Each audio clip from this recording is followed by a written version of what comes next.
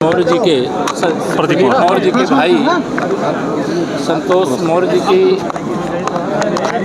बहुत ही दर्दनाक तरीके से अकारण हत्या किए जाने की बहुत ही दुखदाई घटना के बाद मुझे पहले आना था, मैं नहीं आ पाया था। आज उनको अपनी शोक श्रद्धांजलि अर्पित करने के लिए परिवार की बहुत दुख में है, कष्ट में है। एक सीधा साधा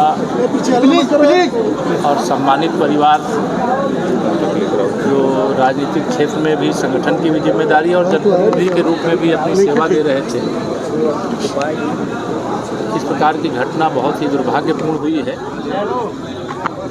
हम आज यही कहने के लिए आए हैं कि प्रदीप जी के जो परिजन हैं उनसे मिले भी हैं।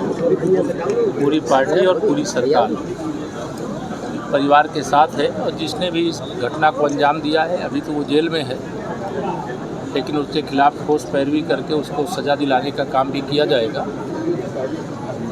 और परिवार की सुरक्षा का भी ध्यान रखा जाएगा और जो भी संभव मदद है वो मदद भी की जाएगी। राहुल गांधी जी ने आज बयान दिया है कि जब किसान आंदोलन हो रहा था तो स्वर्गीय अरुण जेटली ने उनको धमकी दिया। मुझे लगता है अभी राजनीतिक अगर आप सवाल करेंगे तो मैं जवाब तो सब दे दूंगा।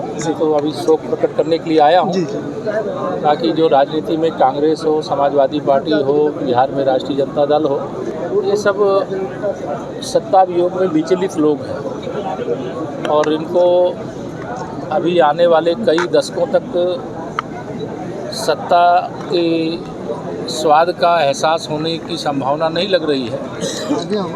इसलिए ग्रामीण क्षेत्रों से नक्सलवाद समाप्त हो गया है, लेकिन ये अर्बन नक्सल की तरह आचरण कर रहे हैं और ऐसे गैर जिम्मेदाराना बयान दे रहे हैं। जो कोई देश का राजनीतिक नेता हो, चाहे वो पक्ष में होता है चाहे विपक्ष में होता है, तो गैर जिम्मेदाराना बयान की अपेक्षा उससे नहीं की जाती। संवैधानिक संस्थाओं पर आरोप लगाना, अधिकारियों को धमकी देना और अब स्वर्गीय अरुण जेटली जी, इनके बारे में आप कह रहे हैं कि श्री राहुल गांधी ने ऐसा कहा है।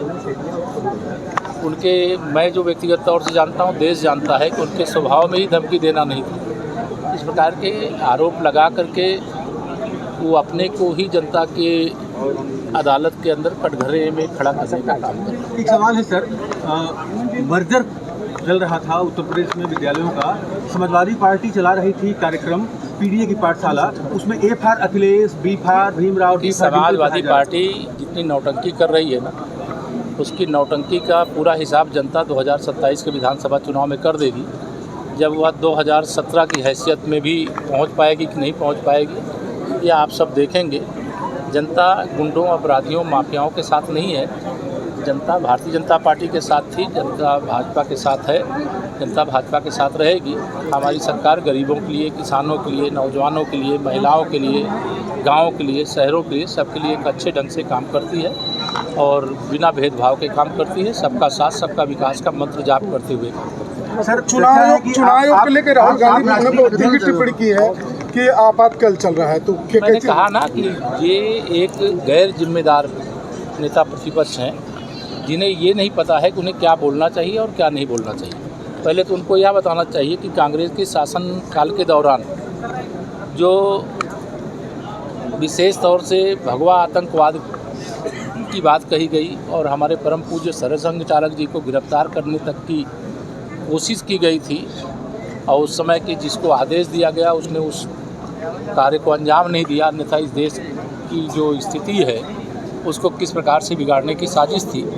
राष्ट्रीय स्वयंसेवक संघ देश के लिए, समाज के लिए एक समर्पित सेवा भाव से कार्य करने वाला संगठन है। उस संगठन के हमारे प्रमुख को अगर कोई इतनी घृणित सोच रखता है तो उसका अंदाज़ा आप लगा सकते हैं। भगवा आतंकवाद अभी अदालत ने सबको सकुशल बरी कर दिया।